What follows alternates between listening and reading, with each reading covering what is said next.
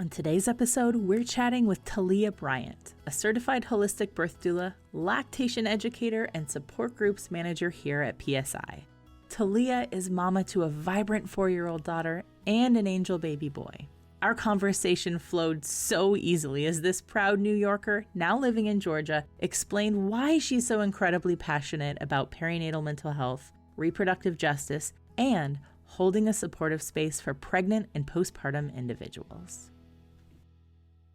The views, thoughts, and opinions expressed in the I Am One podcast are the speaker's own. Tuning into this podcast is not a replacement for therapy or any other form of professional help. Our discussions cover personal stories of perinatal mood and anxiety disorders and may feel triggering to some listeners. Your number one priority is to take care of yourself. So if you are in need of help, please reach out to the PSI helpline by calling or texting HELP to 1-800-944-4773 for help in English and in Spanish. At PSI, we want you to know you are not alone, you are not to blame, and with help, you will be well.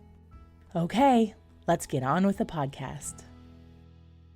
Taleah, welcome to the pod, my friend. We are absolutely pumped to be sitting here with you today. And in case any listeners missed it, Taleah is a colleague in the vast virtual workspace that is PSI. All of us work remotely. So while we don't get to high five in the hallway, we get to high five over Zoom, high five, or in our case today, high five in the podcast studio. So anyway, I feel like we really won the lottery with the incredible people that we get to work with at PSI. So thank you for being here with us today. Yes. And being willing to share your story about your lived experience. Thank you. I'm excited. Yeah, so happy that you're here. So let's just jump in, Taleah. I am going to virtually pass the mic to you. Could you please introduce yourself? Yes. Hello, my name is Taleah Bryant. In terms of my capacity and work within PSI, I'm the assistant manager over our virtual support groups, which we have over 35 support groups that we offer now, which is crazy because if you looked at it prior to the pandemic, I think we only offered about 4. Was it 4 per week? 4 in general, like total. And I think they were mostly just the PMADs. And now we have about 35 plus. I think we're at 36 right now. And so that spans PMADs, our specialty groups, our mindfulness group. We literally have something for everyone that is looking to prepare. We have our pregnancy mood group. So those are in pregnancy, postpartum. We have a parents of 1 to 4-year-old. So that's our kind of transitioning from the initial postpartum because toddler years are a mess. Oh yeah. So it can be a lot. A big it hot can be a mess. lot. Yes. Mm-hmm. Big mess. So really just excited about our offerings for virtual support groups. And then I started with PSI as a volunteer. So I was facilitating PMAD group on Fridays, and then that transitioned to working part-time and then full-time. And then now I scaled back a little bit, but I love PSI's mission and how we are just being supportive to all those that are needing help. I have a question. Yes.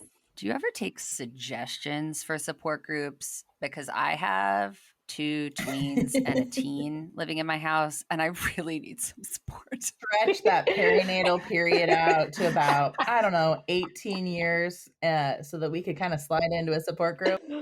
For forever, right? Yes. So we do take suggestions. We love when people have, a lot of our just groups in general have come from suggestions of either help seekers or people within PSI, or even those that are interested in facilitating and thinking that there's a need in the community for that particular group. Lord knows, yes, kids beyond the 2-year, because postpartum is forever, right? It never ends. So it absolutely definitely need help beyond toddler years. Because right now I feel like I'm under attack from my 4-year-old. I'm under attack. What's happening? You also can say next question. No. So no worries at all. So, part of my introduction as well, I am mom to a 4-year-old daughter, also mom to an angel baby in heaven. So my daughter, who turned 4 in December, you can call her a four-nager. Yeah. She's bossy like her Gigi. You can keep that in. Oh, that's gonna stay in. She's bossy. She's really smart, but she can get over on her daddy more than we will be in the same room. She will ask me for a lollipop. I will say no. She will walk a few feet to him, ask him if he will get her a lollipop. Now, we are feet apart, so there's no way you didn't hear my no. And then for the, sure, babe, like, sure, sweetie, no, like, I just told her no. So there's a lot of playing off of mommy and daddy. And yeah, the girl, she knows how to work a room. She really does. And I don't know if either of you follow like horoscopes, but she's a Sagittarius. And so she is a fire sign. And that girl is the firecracker in our house. Super sweet, super loving. But I can only imagine when she gets older, the fights and the things. Is Aries a fire sign? Because I got 2 of those. And I'm just wondering. I don't know what's happening, but it's not good in my house. You know what I'm saying? Oh, Aries are fire signs. That explains everything. Mm-hmm. I'm just saying. Yep.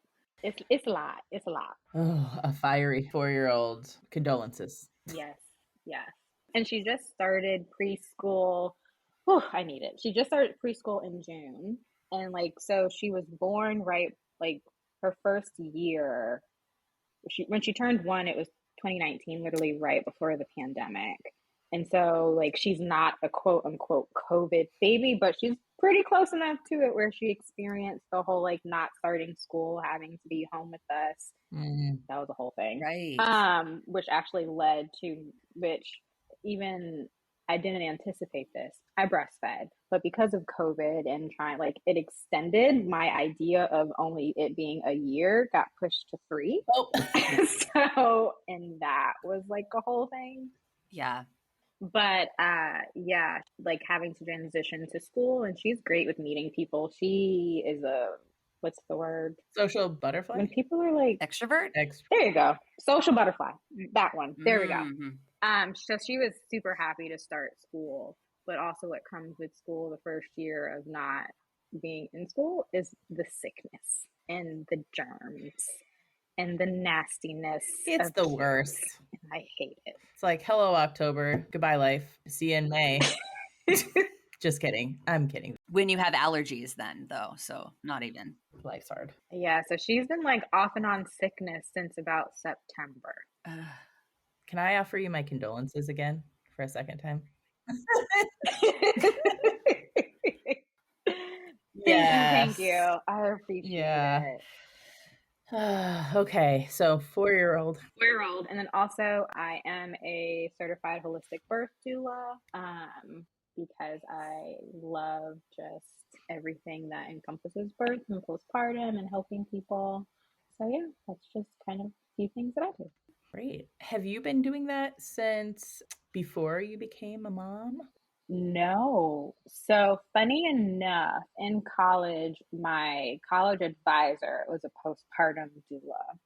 And she was my first just entry into the birth world.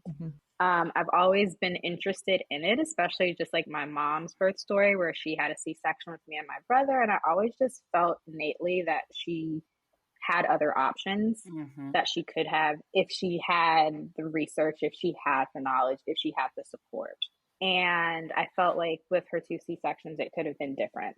And it wasn't. And I felt because of that, it's just funny how throughout life, I feel you get breadcrumbs of where you're supposed to be. You just don't know the pieces or how it's all going to play out.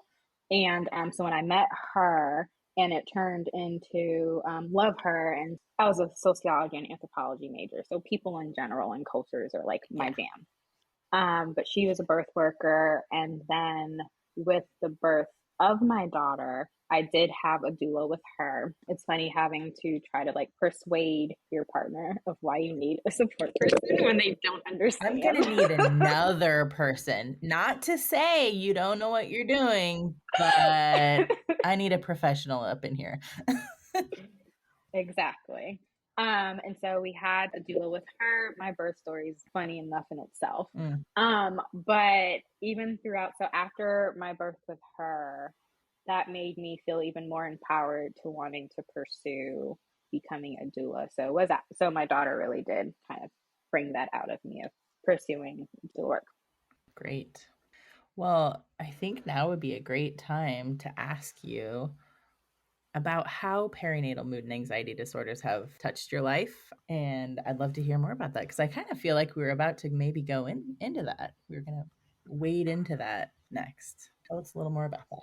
Yeah. So it's funny that as I became an adult, I didn't realize how much just like your family dynamic or things that happen with your mom will then trickle over into you if you're unaware. But like my mom has had anxiety a good portion of her life, and I did not know that until I became an adult, and I was like, oh, that's what that is. She was never diagnosed. I was just going to ask. She was never diagnosed. And me and my brother have a 14-year and 10-year gap. So he was actually born when I was in high school, my freshman year of high school.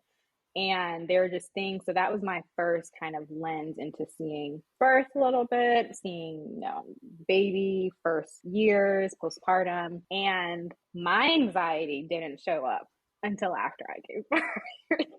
And so not knowing prior that I was already predisposed to it. And if I had known that, then perhaps I would have gotten or sought help that could have prepared me for what was to come. Because once I gave birth, hormonal changes completely. It's a drop in your hormones that comes, and you're kind of left with this entire little human that is solely living because of you, that you have to give so much energy and effort and be their like thing to help them sustain until they get a little bit older. And I had really bad postpartum anxiety. It never got to depression, but it just stayed at postpartum anxiety, and I think some OCD that I feel like to this day still kind of lingers a little bit. But it was just such a stressful time. In addition to me and my partner had just moved into our new house prior to baby, so we were in there for maybe 4 or 5 months, and then birth went really well, and I only actually had to stay in the hospital for a day. So the next day I was able to come home, and I'll tell you about the birth story after that. Okay. And it just, with my partner being like the youngest out of his siblings, he never actually has seen any type of like birth or has to really care for any younger children like that. So becoming a dad for him, I know, was a lot. And so there were just a lot of hiccups that we had to overcome because there's a communication barrier. There were expectations that maybe we didn't explain or talk through to really have a plan of what was going to happen once baby is here. Because literally you have this human, you're like, okay, I have to keep you alive because that's my job now. But then you have to make sure like individually you're okay, which is hard because again, you don't really have the time. But then also having to figure out time for your relationship, you're like, where in the 24 hours? And I have to try to get sleep when I'm not really getting sleep. How does this work? So it was a lot to deal with, for sure. Yeah. And you at least had a little bit of experience to draw on, having a sibling born during a time that you actually can remember. And this was all new for him. So, anyway. Yes. And, when you don't have a partner that wants to read literature that you give them, you just kind of like, no. He didn't know he was signing up to join a book club. Like, come on. We're not just here for the wine and charcuterie board. You got to read it. Right? I promise you, I'm pretty sure I gave him probably about 2, maybe 3 books. I doubt they got cracked open, but I know he paid attention in the childbirth education courses. Okay. And when we met with our doula, he was really on board. He was like, these are so helpful. I was like, you know what also is helpful? Those books. They're on your nightstand. Just roll over. Just a thought. Just a thought. Oh. But yeah, it was a transition for us. It was a really, with breastfeeding, and actually breastfeeding turned out well for me in the beginning. There were some hiccups where I needed to go to like a lactation consultant down the road when latching was changing. And then even like maternity leave in the US sucks. So I remember having to go, like, it's awful. And so I was stressing leading up to that. Gratefully, the job I was at gave me 16 weeks, which for most, that sounds amazing. But I was like, no, I want to be home with my baby for a longer span of time. Yeah. And I was grateful that my mom was retired. So like for the first few months, right, going back into work, she did watch Amina for us. But beyond that, it was just like prepping for that and knowing I wasn't ready, and that was bringing on stress, and then having to prepare to pump at work, which was a whole thing. I was just like, I'm over it. Who, like, why? Yeah. Like, why? That's anxiety inducing on top of the anxiety that you're already feeling about transitioning to this new role as a mother and being a partner with your husband, and you both learning this new thing at the same time. Were you diagnosed or not officially? So when I was diagnosed, not then, later, like a couple of years later. Hey, Emily and I are waving our fingers too. Hey, it's us. Yeah, it's the me too. Yep. Yeah, support group. Twinkle fingers. Exactly. It was later when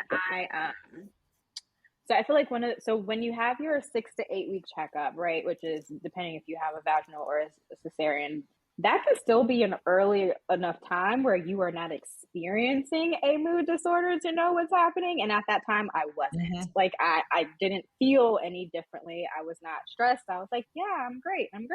It came down like later down the road where I was like, I'm not feeling like me. My patience is very thin. I have like this roller coaster of highs and lows.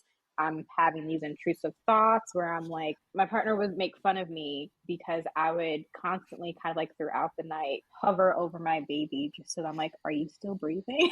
Like, are you breathing? Can I hear it? Can I feel it? Okay, we're good. And then I would tiptoe out of the room. And he's like, she's fine. I was like, you don't know that. That's why I need to go check. Did you have like the baby monitor turned all the way up, but you still had to go in? Yep, I had to. I mean, if she moved, like rolled over, great. Or like just moved and I could see. But otherwise, I'm like, no, I'm just going to go and tiptoe and crawl sometimes on the floor. Do I poke her a little bit? Just enough for her to move, but hopefully not wake up. Like, yeah. So, but it was the intrusive thoughts, I think, were the scariest part for me because I definitely could tell the difference between reality and what my brain was telling me, but just the thought of something harming my baby or me doing something that could possibly harm her was frustrating and scary for me. Scary.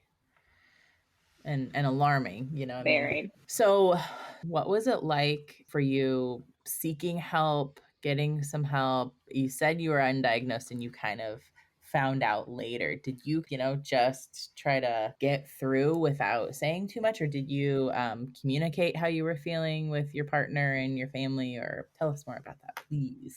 So I went to my primary care physician and I was like, we need to talk because I have been struggling with this for quite some time. One of the reasons I think I put it off a little bit was because I was breastfeeding and I was afraid that medication that I took would affect the baby. And that was really like a pain point for me. I was like, no, I want to make sure that I want to continue breastfeeding.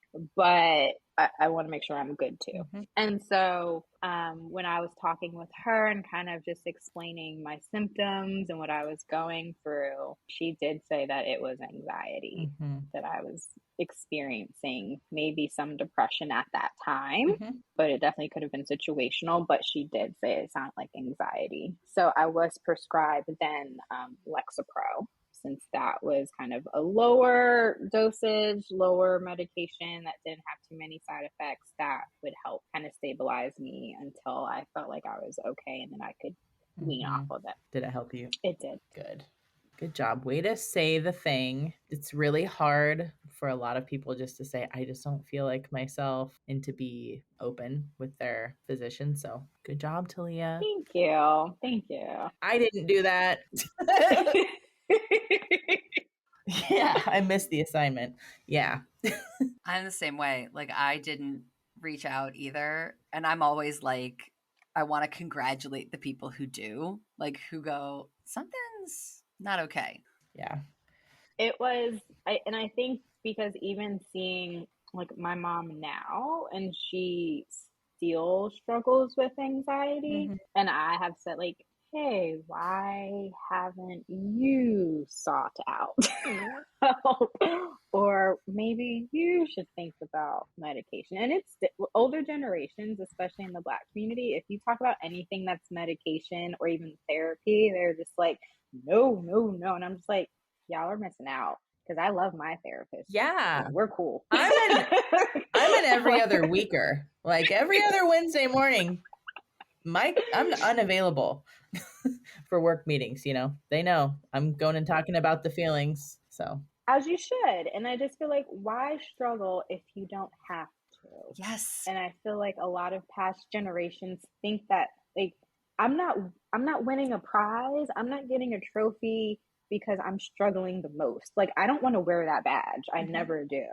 And so that's, and at Agreed. least like, especially having a daughter now, I'm like, I want to be an example for her too. So when she gets older, and Lord knows I'm going to put her in therapy just so that she can have someone to talk with when she gets older in case she needs it. Because it's just, you just never know. But I am such an advocate of therapy, advocate for, if you need the medication, take it. That doesn't make you a bad person. That doesn't mean you're not capable. That doesn't mean you're less than. That just means right now, in this span of time, I need a little extra something.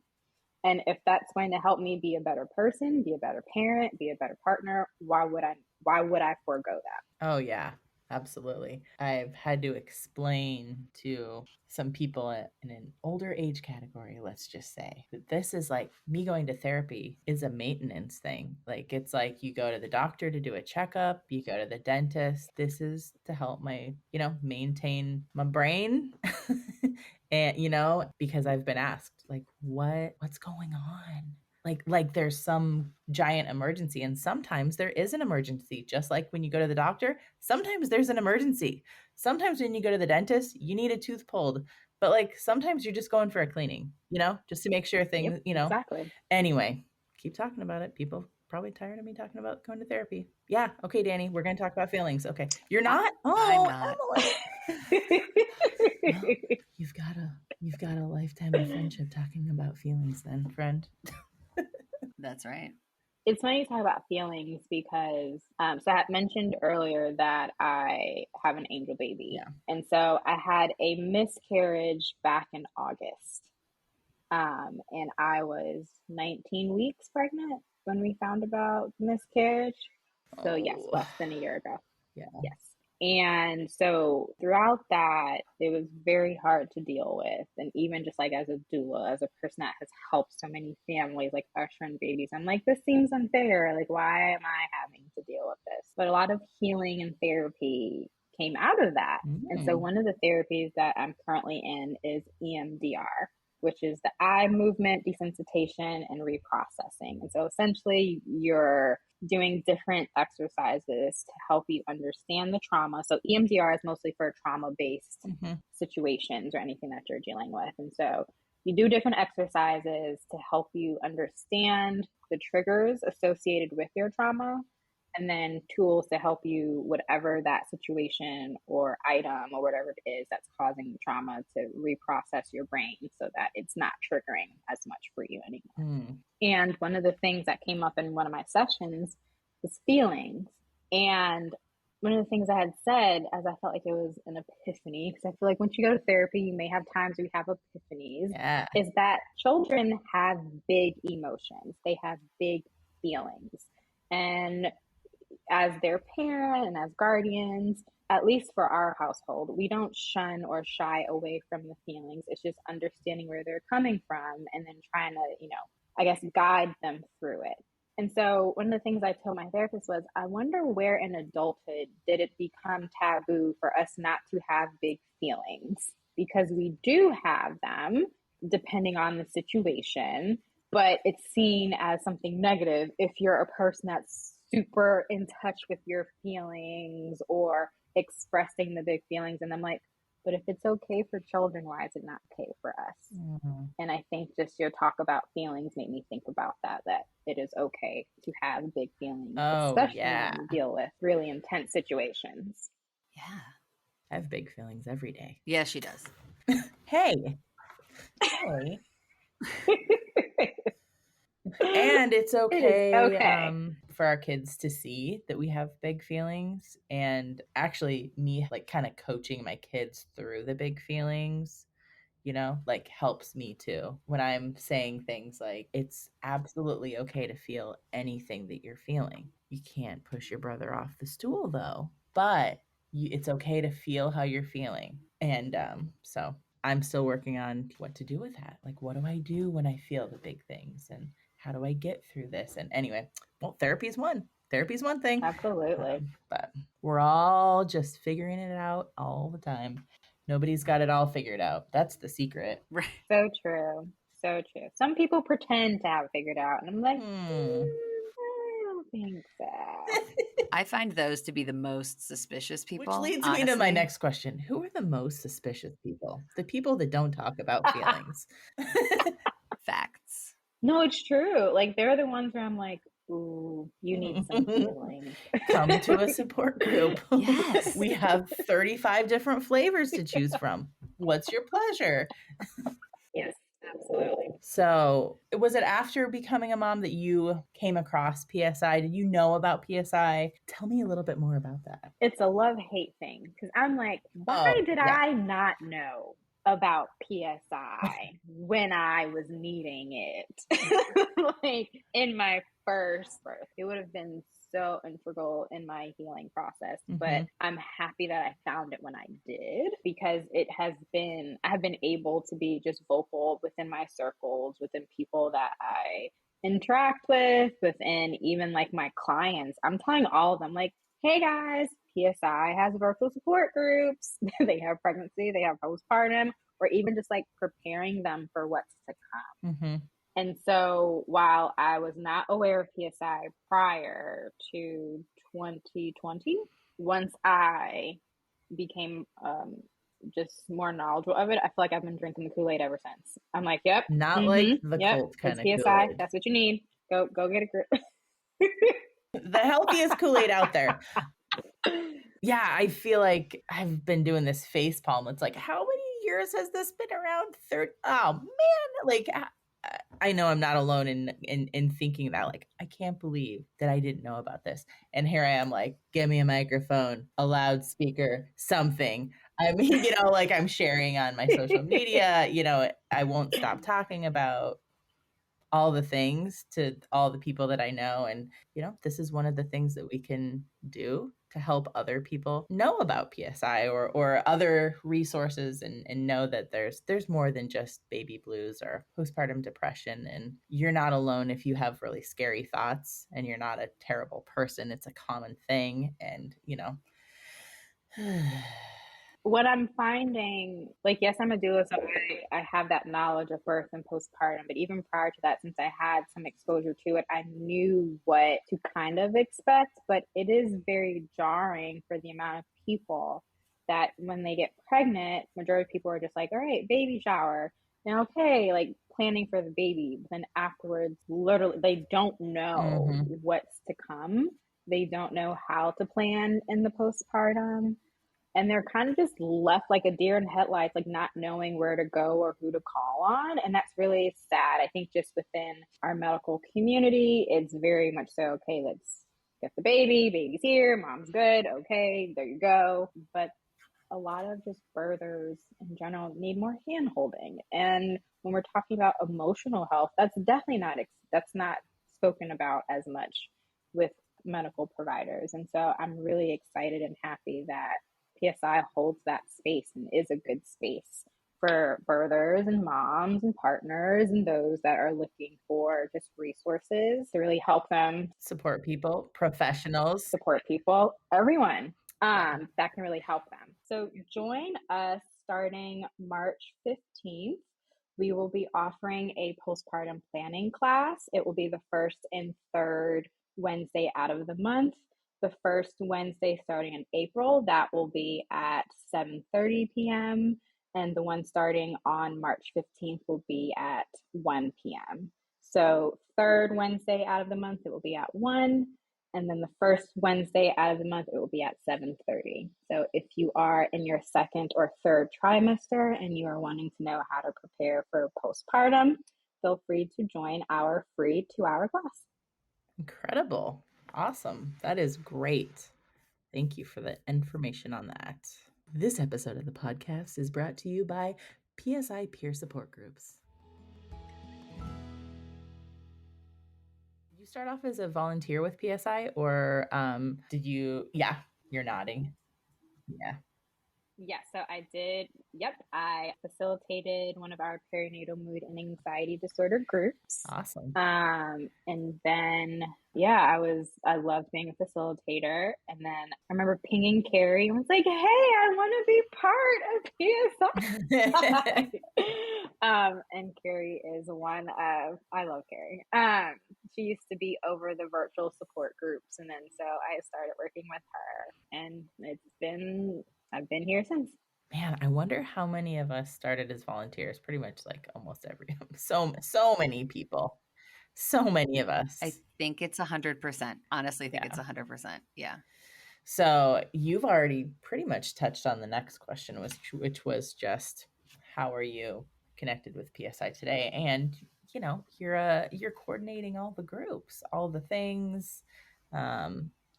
I did have a question though, and I can't remember if you answered it or not. If people have suggestions of groups, they scan all of the 30 something groups that there are, and they just don't feel like there's a good fit for them. How can people connect with you all and suggest a new group? Yeah, they can email groups at postpartum.net. Okay. And then if you want to email me specifically, it would be Taleah, so TALEAH at postpartum.net. Either way, that's how we typically get those that are interested in either running a group or interested in seeing other groups. That's where we typically hear from them. I have 2 follow-up questions, and I'm going to hope that I remember both of them. So I understand. I completely understand. Right? My first one is if someone makes a suggestion for a group and you guys are like, we need that. How long does it take to go from suggestion to the group happening? Right? Because you guys are pretty, like, you look for specific folks to facilitate each type of group, right? Yes. So typically for our groups, the facilitators that lead them are usually those that have some type of lived experience in that perinatal mood and anxiety disorder. We also have some that are clinicians that facilitate as well. However, our groups are considered peer-to-peer support, meaning even if we do have a clinician that is facilitating or co-facilitating the group, they're taking off that hat and they're really being a person that is a supporter, that is an advocate, or really is just a person that understands the needs and resources for those that are attending group. Most of our groups are most of them are co-facilitated, meaning there are 2 people that are leading group, which helps also if there's someone that has an emergency and can't lead group. So we have 2 people. There are some that are just facilitated by 1 person, but mostly are 2. So to answer your question, let's say if someone had an idea for a group, we would see first if there are anyone, maybe particularly that are on staff or those that are part of leading group, if any of them are interested in leading that particular group, because some people do actually facilitate two different types of groups. Right. They have that option, and majority of people that facilitate groups are volunteers. So once we have the facilitator associated with who will be leading that group, they have to go through a training protocol, just understanding what we look for a PSI facilitator. We create the description, we work with communication so that they can create the image and start to market it on Facebook and our other social handles. And then we run groups. So it can take usually, depending on, and of course it depends on the need, right? If we find that it's a group that there is a big need for, then we can probably get that group running within a couple of months. Incredible. Right. Yeah. Okay. You touched on my follow-up question, which I did not forget. Pixar. Yeah. Right. So what do you look for in a group leader? If we were going to create an advertisement for support group leaders, what does it say? So it would, for sure, I would say number one is that whatever your mood disorder was, that you are healed, or at least you are further away from it at least a year, so that you are able to adequately support other help seekers. Because one of our main points, and when we go through training for facilitators, is our 90-10 rule. You are speaking 10% of the time as a facilitator, and the rest of that time, that 90%, are the help seekers, the participants, the people that have signed up for group. Because some people, if you're still within a season where you're not over or healed from your mood disorder, you may want to talk more about what you're experiencing. You may want to interject. You may want to give advice. And we don't do any of those. We do not give advice. We have how our groups are situated is that 30 minutes, it's 90 minutes per group. 30 minutes of that time is the education piece, where we're talking about the perinatal mood and anxiety disorders, which we call PMADs. We also discuss our group guidelines, and then we have introductions for those as a facilitator, but then also for the people that have attended group. And then the rest of the time, 60 minutes, is talk time, where people are sharing, they're asking questions, so help seekers can ask for advice for sure. But it is not one of the guidelines that we do share with our help seekers in general, is that we're not going to offer advice unless someone asks for it, because we are not in the faction of telling someone what they need to do, but we can share maybe if we've been in similar situations of like, this is what helped me. This is how I overcame the situation. Maybe this can be helpful for you. So we definitely have like certain guidelines of using I statements, but as a facilitator, really holding that space for everybody else. I love support groups.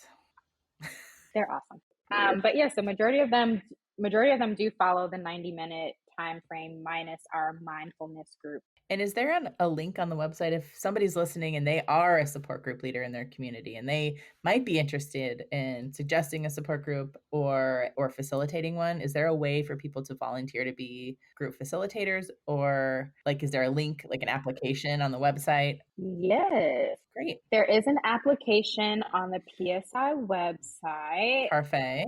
We'll be sure to drop a link in the show notes about how to suggest a group, how to volunteer as a facilitator, all that good stuff.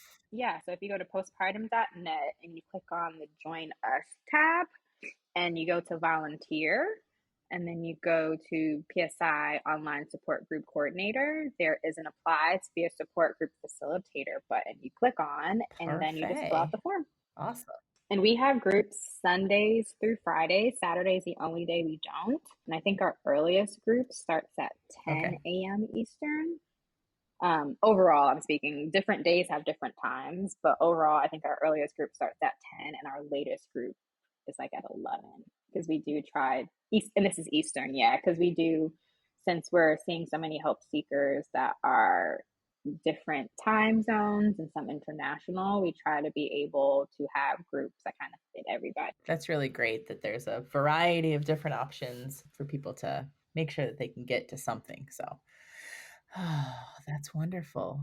Taleah, well, thanks for sharing all that. You know, we have one other little special treat at the end of every episode. We like to do a little lightning round. We have yet to have a lightning round. You know, I mean, it's like quick question, long answer.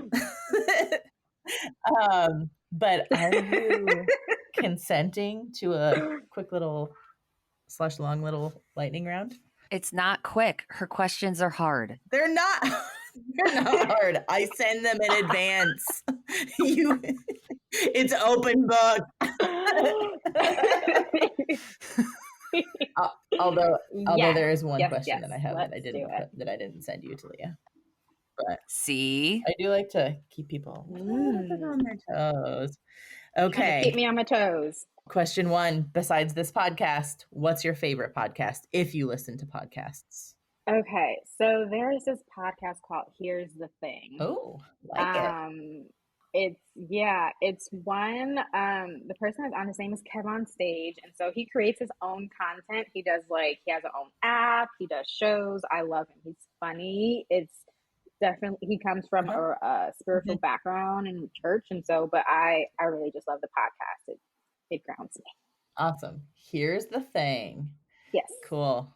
I don't know if you're a book consumer, but if you are, do you prefer a book in your ear or in your hands? In your hands. How We Heal.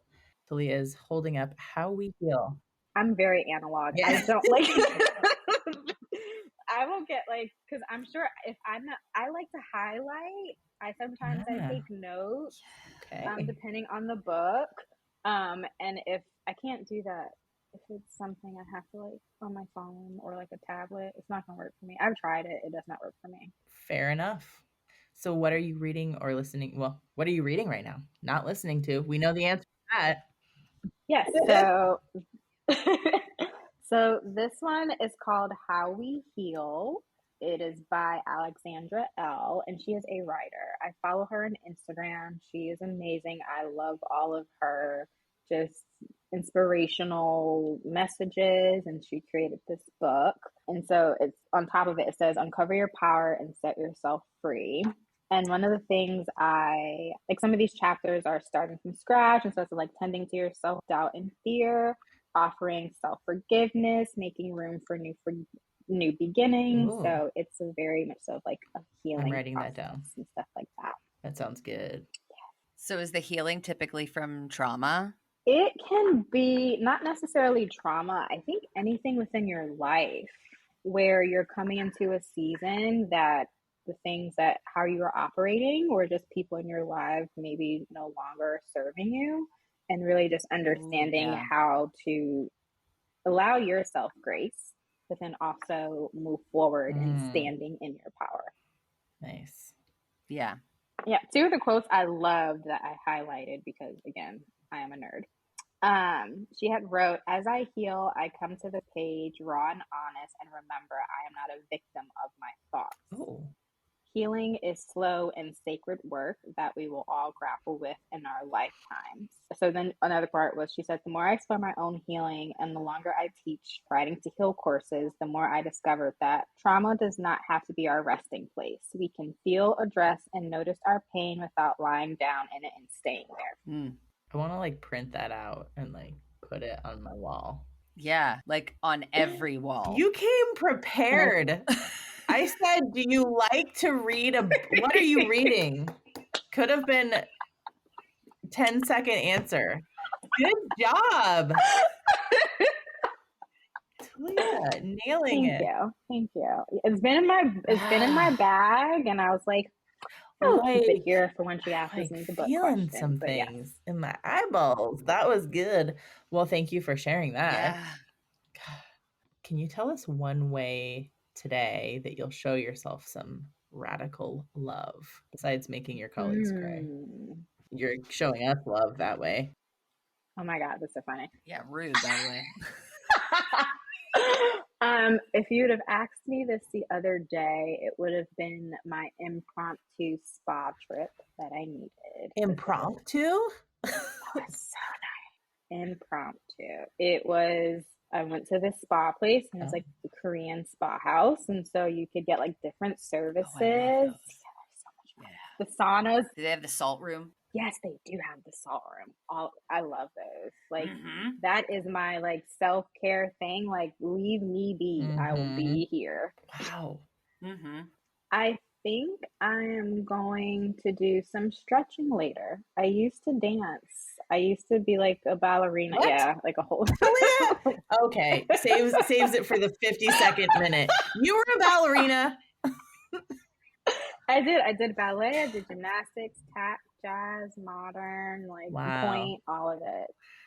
So if we ever do a Broadway show, Taleah is definitely gonna have a key role. What you're saying. I love Broadway. Love musicals. Like those are my thing. Cannot sing. Me Don't neither. ask me to sing. Okay. But dancing, I got you. Okay. I got you. So I think I will stretch today. I've been trying to get more body movement involved in my day to day. But Emma, you're a yoga. Aren't you a yoga instructor? Speaking of stretchy, you're also very stretchy. Emily's telling her husband he's fired. The phone rang. It's cool. Hey, we're professional here. Sometimes I really, really need yoga, and today is Okay. Well, can I ask one other question? This was not even on. Yeah. No, wait, I have a lightning round question. Fine. When you feel your big feelings, how do they come out in your body? Like, do you feel them in your body? Do they come out of your eyes? Do they come out of your mouth in the terms of words? Like, how do feelings show up for you? I feel the tension in my shoulders and my neck. It does really feel heavy. I have been getting better, because I am honest, with taking the time I need to calm down before blurting out or just sharing That is what it hard. is that I need. That is hard. It is. So hard. It is, because it's like the whole like gentle parenting, that's hard. But then I feel like gentle adulting is even harder. Gentle. Wait, is that a thing? It could be. It's like, okay, I have to adequately explain. And my daughter's in the stage where she's asking why about everything. And so I'm like, okay, let me explain it. But then also I have a bigger human that I also need to explain. But you can't act like that human's 4, because that's condescending. Or can you? Exactly. Or can you? Even if you feel like, y'all have similarities. So it's a whole thing to have to filter and figure out feelings. So there are times where like I will go for a walk and I'm like, all right, let me debrief, and then I'll come back. And I'm like, okay, now I can explain how I feel. Because it's a lot to deal. Like, I know my feelings can get pretty heavy, and I know if I can't sort them out, then they're just going to sound like crying and just like stress. And I'm like, okay, you're just going to think I'm crazy. So I'm like, nope, let me be calm. Wow. Nice. So you do not sound like a prolific crier like our Danny here. That Are you was a rude. prolific crier? But true. Accurate. I mean, there's definitely been several times I'm like, oh my God, why are you not? And I'm like, you can hear what I'm saying. It's just brought on with some snot and tears, but we're going to get through this. We're going to get through it. Emily, does that conclude your extra lightning round question? That's my lightning round. Thank you. Did you grow up in New York City or just in New York, the state of New York? In the city, yeah. So like that's why I could never consider myself a Georgia peach, because it seems like treason. But yeah, I was born in Manhattan, and then I think around 4 or 5 years old, we moved to the Bronx. But I went to school in Manhattan, learned to take the train and bus by myself in middle school. So yeah, like it's like a whole thing. Yeah. Did you get a driver's license right when you could, or did you have no motivation to do so because public transportation is so good? I didn't get my license until 22. But how many kids in the suburb know how to take a bus? I mean, seriously, and it's funny now because my mom and brother moved to Georgia in 2016. And so he is taking lessons now, and he's 18, but he never had a want to learn how to drive. And I'm like, if I was here, your age, I would have learned how to drive at 16. But he also didn't need it, you know? He didn't, but I get, for a lot of my friends that I've met here, and just people in general, and they're just like, you learned when? I was like, yeah. Most people from New York either don't have a driver's license or they don't get one until in their 20s. Do you have like a favorite meal that you like totally crave? I don't know if you're a foodie at all. Do you have like a favorite meal that you just wish you could open your fridge and it be there? So I get made fun of by my partner all the time because I love Italian food. Like that's my comfort. I love pasta. I could probably have pasta for every meal. So like if it's like a baked ziti or a chicken parm, and I've like mastered my baked ziti. Humble brag.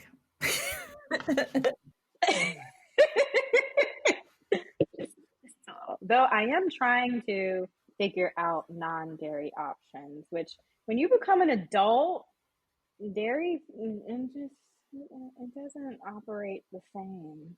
So trying to find other baked cheeses. No further questions on the dairy. R.I.P. dairy. Okay. Well, Taleah, I think that concludes our very quick lightning round. It flew by. Thank you. Thank you so much for sharing your time with us today. It just means a lot that you were able to block off some time and hang out and talk about all the serious and the silly things with Emily and I. So thank you. Yes, thank you for having me. This was fun. Thank you for thanking us. I'm just kidding. Thank you for joining us. Thank you. Thanks for tuning in to the I'm One podcast. Check out today's show notes where we'll drop links to all the important things that we mentioned in this episode. Please consider liking, following, and sharing about our show on social media and subscribing to and rating our show wherever you listen to podcasts. It only takes a minute of your time and, well, you'll help people find this podcast, thus helping our collective mission of bringing resources and local support to folks worldwide. From everyone here at the Climb Team, thanks again for listening.